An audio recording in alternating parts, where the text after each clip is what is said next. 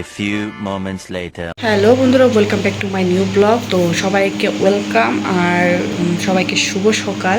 তো শুরু করতেছি আজকের ব্লগটা। তো আজকের ব্লগটা মানে আমার প্রত্যেক দিন সকালে যেটা কাম, কথা কি ক্লিয়ার না ভেজাল আছে? ওই দিন দেখালাম, মানে পরশু দিন দেখালাম, কিন্তু তোমাদের বেডশিট চেঞ্জ করেছি। তো আজকে তো আবার চেঞ্জ করবোই, এই দেখো।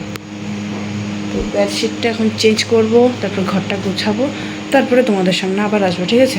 তো আমি ঘরটা গুছাই টুছাই একদম ফ্রেশ ট্রেশ করে সেটা তারপরে গেলাম স্নানে, স্নান টান সেরে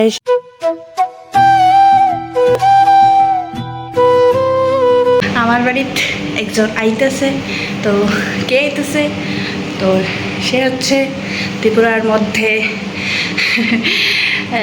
এত এত রোস্টারের মধ্যে একজন রোস্টার অবশ্য তোমরা চেনো জানো, তো জানো তাহলে কি হয়েছে, আমি কি বলবো কে?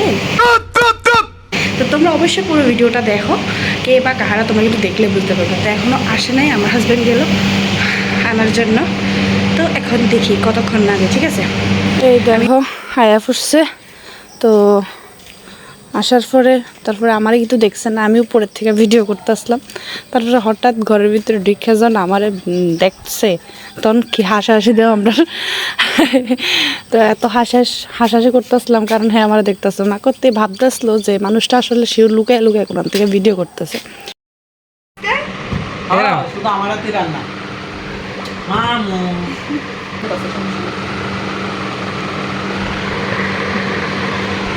এই দেখেন আমাকে আজকে প্রথম দিতেছে, যাক দীপঙ্কর ডেলি যেতে আইয়ে, তাইলে আমি ওইভাবে পামু।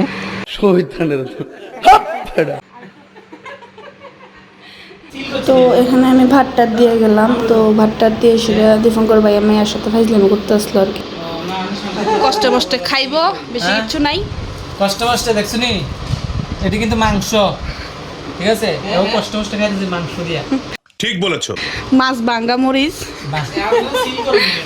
ডাল আর তো খাওয়া দাওয়া কমপ্লিট করে এরপরে আমরা গেলাম রেডি হইতে। তো রেডি হওয়া শুরু করে দিছি, রেডি হয়ে সেরা এরপরে আমরা যাবো এক জায়গায় ঘুরতে। তো নর্মালি একটু রেডি হয়ে গেছি, তোমরা দেখলে বুঝতে পারো। তো দীপঙ্কর ভাইয়ের দিক থেকে ভিডিওটা করে দিতে আসলো, তো স্পেশালি দীপঙ্কর ভাইয়ের থ্যাংক ইউ। তো ভিডিওটা করে দেওয়ার লেগে আর কি। তো আমরা কিন্তু রওনা দিয়ে এসেছি ঘুরবার লেগে। আর কই যেতেছি কি এসব পরের ভিডিওতে তোমরা পাইবা, এই ভিডিওতে আর দিতেছি না। অবশ্যই পরের ভিডিওতে চোখ রাখবা। আজকের মতো টাটা, গুড বাই।